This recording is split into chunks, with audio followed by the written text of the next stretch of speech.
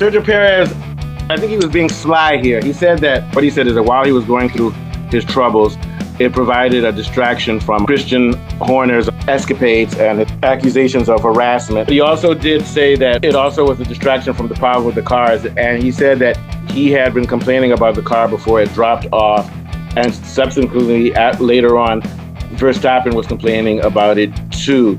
So I guess what he's saying here then is that they should have been focusing on the other dysfunctions in the team. Whatever the problem was with the car, they weren't focusing on that.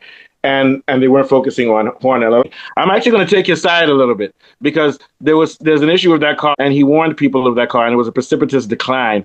And I think he's been treated unfairly because people who have come afterwards have also struggled. Now, a lot of people would say he was more than 0.5 of a second behind Verstappen worse, but my thinking is that that car was such a problem that it doesn't matter whether it was 0.5 or 0.3 of a second. And I'm going to give him credit for doing well with India, did well with them.